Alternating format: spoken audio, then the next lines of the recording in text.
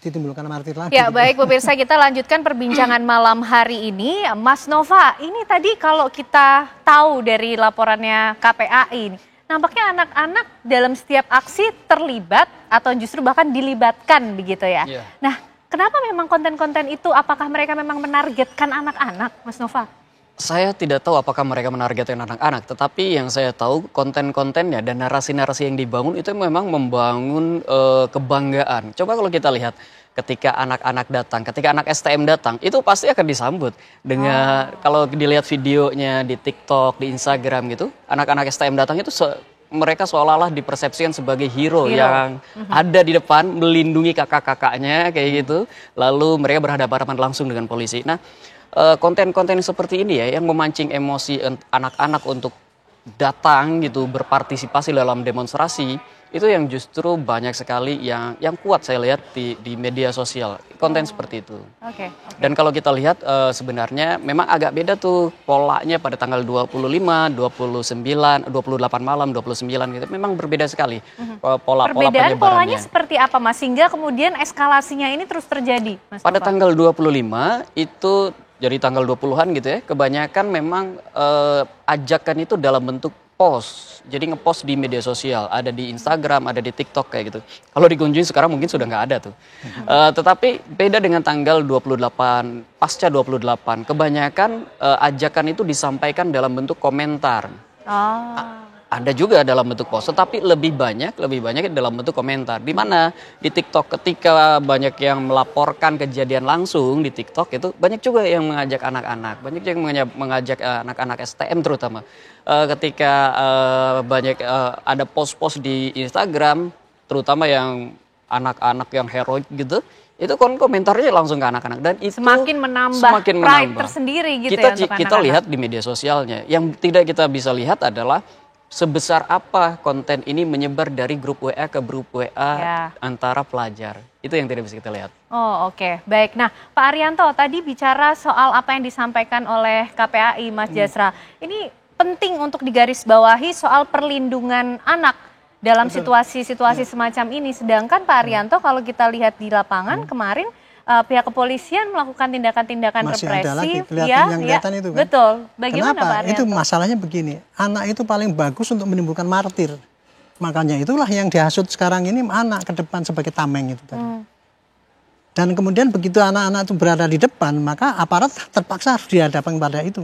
Itulah yang diciptakan, sehingga selalu ada kejadian di lapangan itu sering terrekod bahwa itu bagaimana tindakan polisi langsung berbenturan dengan anak-anak. Itu paling manjur sekali untuk menimbulkan degradasi mengenai sikap image pada aparat.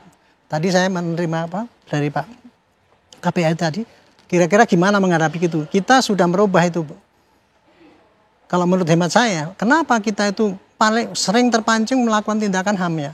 Kalau selama ini karena polisi tidak dilengkapi dengan alat yang standar HAM selama ini. Seperti apa itu Pak Arianto? Alat standar HAM itu adalah contoh alat pelumpuh, penangkap, senjata kejut gitu ya. Belum ada itu ya Pak? Belum ada. Kita belum pakai itu sampai sekarang. Saya udah ngusulkan 5 tahun yang lalu tapi belum juga ada itu. Coba ya seandainya polisi itu dikasih alat kejut atau penjerat yang gitu. Untuk nangkap satu orang kan tidak harus ngebukin 5 orang itu kan jadi. Nah, mudah-mudahan ini dengan pengalaman kayak gini ini nanti kita di samping kelengkapan alat yang memenuhi standar HAM ya. Senjata juga yang memenuhi standar HAM. Yang standar HAM itu adalah senjata yang pelumpuh definisinya, bukan senjata pembunuh. Senjata api itu otomatis pasti akan membunuh.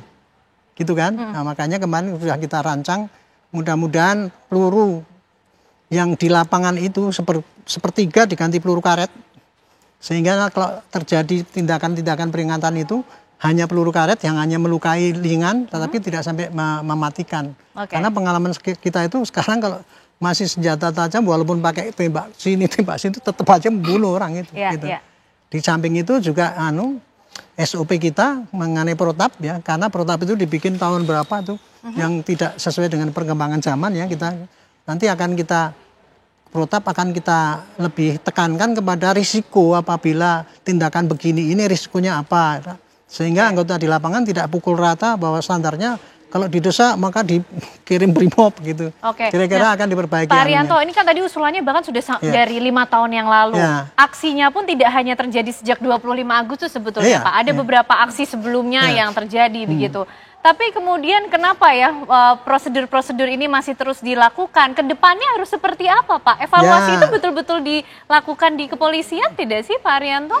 Kita kemarin rapat dan mendatangkan para pakar-pakar yang penasihat ahli baru itu ya, mereka diminta saran-sarannya.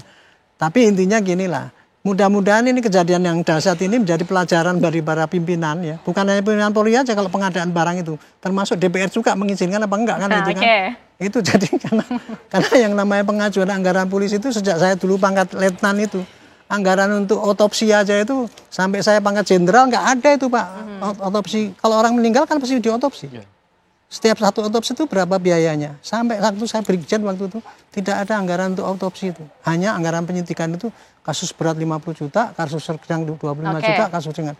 Itu jadi ini intinya gitu. Oke, nah itu kalau untuk penanganan aksi di jalannya ya Pak ya. Arianto, kita juga ingin tahu bagaimana kemudian evaluasi dilakukan atau patroli siber tadi untuk memitigasi ajakan, provokasi yang menyasar anak-anak. Ini Pak satu Arianto. lagi, saya agak kekeluhan saya ya. Sementara kita tuh mitigasi pada ajakan-ajakan itu tadi, kita dikonter dengan para aktivis yang memperjuangkan kebebasan berpendapat. Kita diberangus. Ini seperti kita nangkap yang kemarin pengajak itu kan. Kita kan mulai daripada yang diajak, ngaku bahwa diajak karena ini, kita tangkap. Masih ditanyakan, mana buktinya? Kan itu nggak boleh kalau belum ada terjadi di lapangan. Itulah. Tapi saya menilai itu bukan mereka itu benci dengan kita. Oke. Menurut saya, penilaian saya, mereka itu para intelektual yang memberikan saran kayak gitu tuh tidak terasa dia tuh tergalang oleh si perusuh itu tadi untuk kita tuh diadu domba gitu. Oke. Makanya kesempatan ini saya sampaikan, kita hati-hatilah, jangan sampai kita tuh diadu domba orang yang sekarang tepuk-tepuk tangan. Oke, itu untuk Desain masyarakat kita. ya Pak ya? Untuk para intelektual juga. Intelektual juga, Nah, oke. para ahli pidana mengatakan katanya harus buktikan dulu. Ini nggak ada bukti langsung ditangkap. Kok gitu? Itu saya anggap sebagai yang tidak menyadari bahwa kayak gitu tuh didesain oleh perusahaan yang di belakang ingin mengadu domba kita itu. Oke, tapi Mestinya catatan untuk internal kepolisian sendiri mengenai patroli siber ini harus ditingkatkan seperti apa lagi Pak? Patroli siber itu sudah meningkat di beberapa lipat. Tetapi kemampuan siber polisi kan nggak seberapa Bu dibandingkan dengan dahsyatnya ini. Kemampuan siber polisi kan nggak bisa apa itu sedahsyat secepat daripada berita-berita yang menebar gitu kan. Oke. Yang paling bagus itu kalau ada berita gini bisa men-take down atau apa istilahnya kan gitu kan. Kan polisi nggak punya kemampuan untuk itu. Nggak ada hak untuk itu, nggak ada kewenangan untuk itu Bu. Karena dihambat itu tadi, polisi nggak boleh menghambat penyampaian pendapat. Larinya oke. ke situ. Jadi ada ranah-ranah yang tidak bisa disentuh oleh di pihak satu sisi ini kepolisian. undang-undang mesti ditinjau kembali kayak gitu loh. Ini akibatnya kalau kita tuh terlalu dikekang, kita nggak boleh menahan orang-orang ini, dianggap kita tuh memberangus kemerdekaan, tapi risikonya kayak gitu. Gitu. Oke, baik Pak Arianto, terima kasih untuk waktunya malam hari ini. Sayang sekali harus berpindah ke agenda lain, tapi terima kasih atas pandangannya. Tapi kita masih akan melanjutkan juga perbincangan bersama dengan Mas Jasra dan juga Mas Nova. Usai jeda pemirsa, kami kembali untuk Anda.